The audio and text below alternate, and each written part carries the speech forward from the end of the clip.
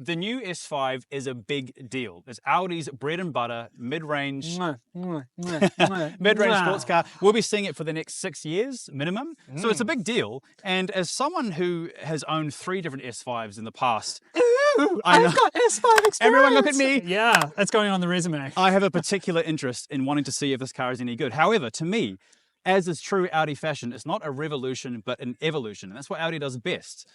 But you don't really... I know nothing about S5s. I mean, we drove that RS4, which was lovely, but that's an RS. Yep. And I don't have that history. So, yeah, I've got that let's say, unbiased opinion of the vehicle. So evolution means nothing to you. You're still, Absolutely you're nothing. still stuck in the tadpole phase, trying to evolve. I mean, evolution means a lot. Darwin was all over it, but yeah. No, I mean, he hasn't driven this. And so what I want to find out is he was on the Beagle. Is this evolution enough to appease the existing fans like me? Yeah. And when you take it at face value, without factoring in the previous gens, is it enough to attract a new buyer as well? Let's find that out. Let's find out. Yeah.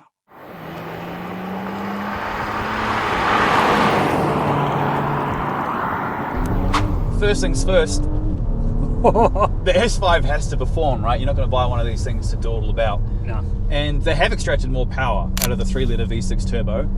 They've also bumped the torque thanks to the mild hybrid system. Yeah, but it's a bit heavier. It's gained a bit of weight. It's gained a bit of weight, which means that, at least on paper anyway, it has the same performance profile as the previous generation, at least in a straight line. Yeah, yeah. So I reckon we time this thing, see what it does.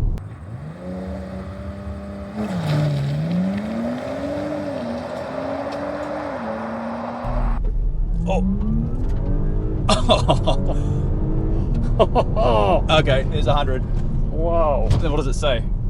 4.5 seconds. Okay, Yeah. that's exactly as Audi claimed. So they weren't embellishing anything. Yeah. It's nice when paper meets reality. Yeah, man. Does it feel fast? Absolutely. Yeah, definitely in that launch. It's very rapid. Would I be shouting from the rooftops about it? I don't know. Help me get down from here. Yeah, and you are known for shouting from the rooftops. It's what I like to do in my spare time. It's effortless. You put your foot down in any gear, the torque nicely comes on, pulls you along nicely. But then, I don't know, it feels so smooth that... doesn't that seem like the point, right? It's supposed to be smooth. It's a luxury vehicle. It's comfortable, but it offers that performance. Yeah, I mean, you're right, and that's what Audi's S products are all about. That we're not in the RS, and I have to remind myself that. Yeah. And I remember thinking the same thing about the B9 S5 when that came out, thinking that it was overly smooth and refined. Is that's the previous gen? Previous gen, that's right. Okay. And I think that was because they moved away from the supercharged engine in the B8 with the dual clutch transmission to that turbo with the ZF, and it all just felt so smooth and refined and kind of rubbery that I thought that maybe it lost a little bit of character along the way. But in an interesting twist, Audi has brought back the dual clutch transmission into the B10. And so what I want to know is, does that bring back some of the character that I think might have been missing from the B9?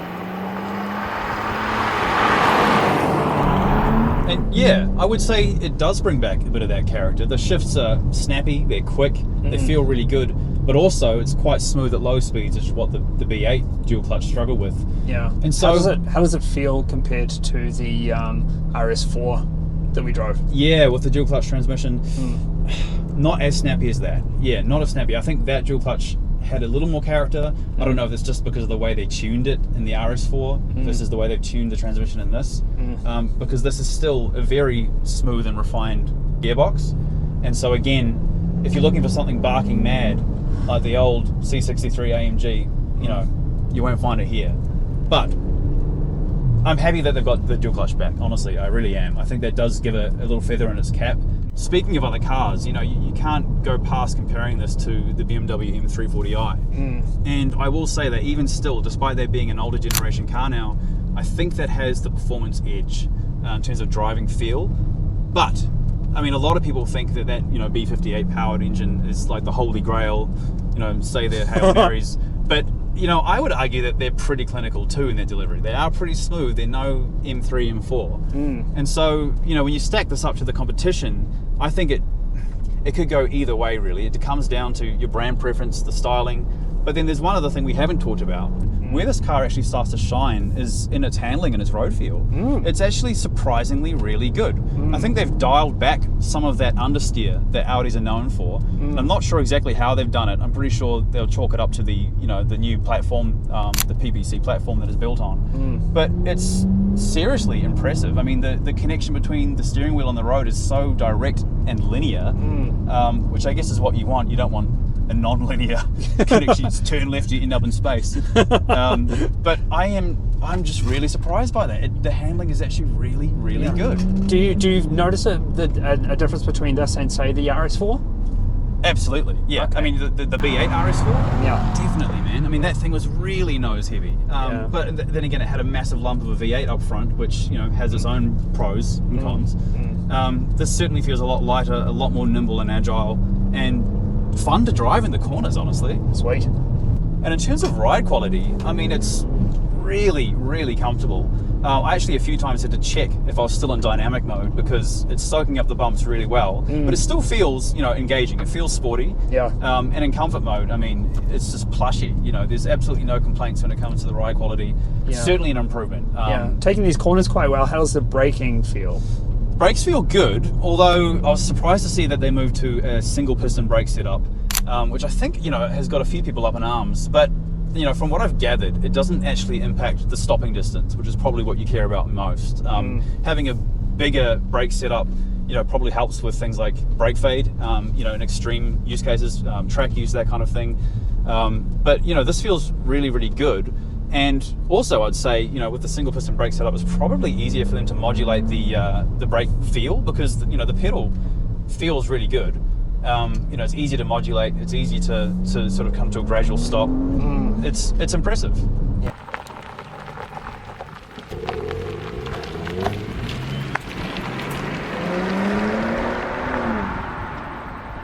You don't have any single, I would say, standout feature where you're just like, fuck, this does it for me. This is just incredible. Okay. But That's fair. Maybe that's perfect. That's exactly what, so there's definitely a group of people that would be like, this is exactly what I want. I want something that's robust. It can handle a lot of different things. It gives me a little bit of a thrill. It has all the safety, has all of the comfort that I'm after. But there's nothing that goes, holy shit. So it's kind of a jack of all trades, master of none? Yes. Yeah. Yeah. I reckon that's what Audis do though. I think you've nailed it. And as someone that's, not familiar with the previous generations, as someone that's historically not a car person, you've basically summarized what Audis are. Oh, okay. But who wouldn't want a jack of all trades for a daily driven car, because you want a little bit of everything. Yeah. And if you excel in one area but completely fail in another, then it might really get in the way of your ownership experience. So being good at everything without being particularly amazing in any one area is exactly this car's selling points, at least to me. Okay, that's interesting. What it does for me then, and what I think about is, okay, so if there was a feature that I wanted promoted out of all of the ones I listed and maybe a couple of others, like that I would be happy to give ground on something else, like if they had a design budget and manufacturing budget that they had to stay within, I would probably want a little bit less of the luxury, particularly in the infotainment and screen area, to give it that boost in performance. Right. But I mean, maybe that's the nature of the S, and if we get to check out the new RS that's coming out next year, maybe that's something that they're nailing on that particular package. I would imagine you're right. Rory, why are you always in the back seat? I just like the back seat, man. I'm a back seat kind of guy. So the styling, I'm kind of torn, man. Like, part of me absolutely loves it, and another part of me thinks that it's lost some of its aggression. It's kind of like softened, almost melted around all the edges and all the creases. Are you talking or thinking about those blisters that they mentioned? The blisters. So, fun fact, did you know that Audi calls these bulging arches at the back blisters? Which Don't laugh at it. It's an interesting, it's like, oh, check out their boil on the back. It's an interesting term for it, but supposedly that adds some of its width and aggression at the rear, which I do appreciate. And actually, speaking about its size, this car is wider, longer, taller. And up close, you really notice noticed it. They say it's as long as a current generation A6. Okay. And it's almost as wide as a previous generation RS4, which come with, widened porches. Those flared arches. Yeah. So, yeah. the road presence of this car visually is actually really striking. The extra size helps it a lot. But then, like I said, with the kind of melted edges and corners, sometimes it's hard to distinguish and make out where its edges begin and start. You know what I mean? Like I don't know. But I think it comes down to the colors, the specs, the wheels, and the angles. It is a beautiful color. What do they call this one? Ascari blue. Ascari blue. No, I really like this blue. Yeah, no, I think it's got beautiful styling. I do like that they've kept the mirror caps dark rather than had silver. Man, that's contentious. I don't know. I always like the aluminium brushed mirror caps. Well, I disagree with you. You have an S. Well, we'll fight to the death. I mean, that's pretty simple. It's what they traditionally do when they disagree about. And the next video, there's just going to be one of us presenting. Next video, the Colosseum. I don't know. It's the more time I spend around it, walking around it, the more I like it. Okay. I think it's more like it's growing on you. Yeah. Like a blister. He's like a blister, man. One that you go to the doctor for. A few things I really do appreciate. The rear end I actually really like. That full width OLED tail light looks the business, especially when it's on. When the lights are not on and lit up, the impact isn't there as much. So I really feel like those lights need to be on for it the dimensionality to come out. But I do appreciate that there are some sharper edges and curvatures and corners in the rear. And some nifty new features with those LED lights up the front and the tail lights is that there's a little bit more choice in terms of the signature that you can get. Certainly a good looking car, and I will say up close it looks better than it does in the pictures, for sure. The front end I do feel has lost some of its aggression. Okay. Again, because of that curvature, but I think what I don't get on with that well are these front two fangs, these air intakes at the front. Oh, okay. They seem a little out of place for me, just a little bit. I don't know if they're as cohesive with the rest of the car. Okay. But what I am intrigued about is the facelift that they're going to do with this car. At some point in about 3-4 years, there'll be a facelifted version of this car. And I think that is going to look amazing. I really think that typically the facelifts look a bit better. You're looking to the future and what cosmetic surgery could come. Well, exactly, man. And I reckon that they're going to nail it because it's got good foundations. It already looks good. What do you think of the bonnet scoops? The creases in the bonnet look good. I always appreciate a little bit of dimensionality in the hood. It's certainly better than just a flat kind of boring, you know what I mean? I'm totally undecided on it. I think that the contouring it adds visual interest, but I don't know if I like it or hate it or nothing. Maybe the third option. Yeah. There's always a third option, Andrew. I feel nothing. What is vastly different is the interior, and that's where a lot of the kind of more extreme opinions are coming in. So should we check that out? Yeah, let's do that. All right. Hey, you seem eager and keen, Andrew. The inside is where there's certainly the most changes compared to the previous generation. And it's also where we're seeing the most kind of extreme reactions, at least among other critics. Okay.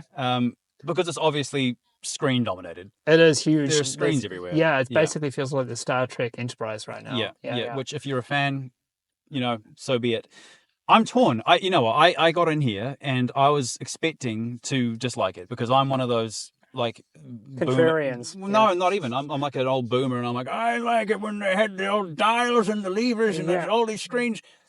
I actually like it. Okay. It's not too much. It's visually very noisy. There's a lot going on. That's not even taking into account the passenger screen here. No, there is a ton happening, and so I think there's a few things. One, I appreciate the fact that they've sculpted the screen to be a kind of unique shape. It's not just a slab it's not like a computer monitor. It has these edges that are kind of shaped hexagonically.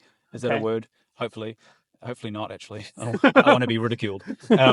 And I appreciate that. My biggest fear is that historically the thing that ages the fastest and the most in the car is the screen. Oh, okay. So if you look back at the B8 generation Audi, for example, which I said at the start I've owned 3, the screen has aged the fastest in those, for sure. Everything else still kind of holds up. Okay. But it's the screen that dates it. Okay, yeah. It's a tough one, eh? Like, this is so high resolution. The image is very, very sharp, and it is, like, quite well integrated. So, it's hard to say, 5-10 years down the track how it's going to look. There are other things happening in this interior that aren't screens, right? And so... We're just driving a screen. Well, look, I mean, the seats, for example, are really comfortable. Yeah, really comfortable. They look really good, too. Yeah. They're heated, ventilated. They have massage function. New for the Audi S5 is that little emblem in the back, the S emblem, which looks great. Right there. Right there. that's cool. But then, of course, we have to talk about the steering wheel, because the steering wheel is the other point of contention. It has a brand new shape. It has this flat version of the logo. Yep. How do you like the perforation on the side? I always like a bit of perforation. Yep. You know? And the stitching? Stitching looks great. Okay, so the cool. what they've done is they've done it quite intelligently in that all the areas that you touch are soft and premium, but all of the other areas are much less so. And so the steering wheel is probably the perfect example of that, because right in the middle where the horn is a big chunk of scratchy plastic, right? And that dresses it down quite a lot for me. But of course, it's not an area you touch very often. No. So I get what they've done in terms of, spending their interior design budget smartly, but this is quite a large piece of trim, and I notice it, but maybe I'm pedantic. I don't know. And then, of course, there's a couple of other things to talk about. So there's these side panels for all the controls for the windows and the wing mirrors, and there's a lot going on. There's a lot going on, Yeah, eh? It's like bloody operating a bloody industrial digger or something. Like, I don't know what all these buttons do. More than that, man. Once again, it's like it's like an aeroplane. Yeah, I don't know. I don't love it. I don't love it. It just seems like they just shoved a big panel of buttons. It's like a TV remote almost. A little bit, yeah, for sure. Yeah. But then everything else around it is great, like the stitching around the armrest, the curvature of the door panel, the curvature of the speaker covers. Yeah, that all adds a nice dynamic to it and makes it feel really premium. What about this material, this soft, like suede material that they've got? And I think they have in red and a couple of trims of the car. Yeah. I like it. But like anything that's sort of similar to Alcantara, I worry about how it's going to wear and tear. I would definitely agree with that. With toddlers, I feel like any stain that gets in there is permanently in there. Yeah. I think it's going to be tough to get any stain out of that. But right now, in brand new, it looks really good. It does look sharp. Yeah, really sharp. But otherwise, the center console looks really nice. Plenty of space for your drink bottles. Obviously, a lot of piano black, which is going to look fantastic when it's clean, but then absorb fingerprints and like you wouldn't believe. That's nothing new. But otherwise, it's a nice, clean, sleek, premium looking space. I was gonna say, if a crime was committed in this car, a detective would be like, "Well, we don't even need to dust. We could just lift the fingerprint straight up." Case solved. What do you think of the electrochromic roof? I mean, that is pretty cool. I mean, very cool. Some people will say it's gimmicky, but I appreciate it. I think it's pretty neat. If I was to use my PG-13 language. The 1920s called them, they want their word back, Rory. Well, I'm not giving it to them. Stupid time-traveling 20s people. Yeah. Look, overall, I am happy with the interior. Yes, there's some gimmicky things like the passenger screen. Yes, there's some weird bits with the piano black and the funky steering wheel and that kind of thing. But it feels quite impressive. Yep, and comfortable. Very comfortable. Yeah. Very comfortable. And if you think about the purchaser of this car, they would probably, one of the top things they would be looking for is comfort. Yeah, and that's what we've been saying throughout the whole video in terms of the drive, the styling, now also the interior. It's all about an evolution that fits the buyer's wants and needs, being premium, comfortable, but also with a bit of punch if you want it. Yeah.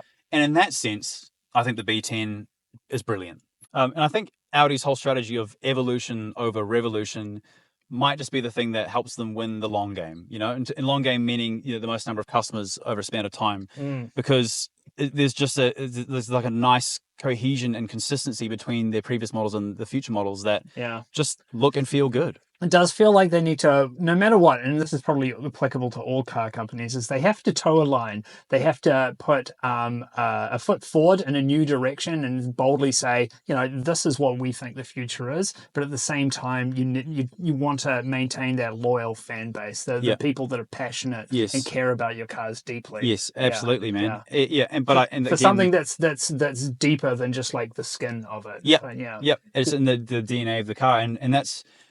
When I feel this car, when I drive it, when I touch the elements of the inside, when I look at it from the outside, it does feel tried and true Audi. Cool. And I think people will be very happy with this car. Excellent. Yeah.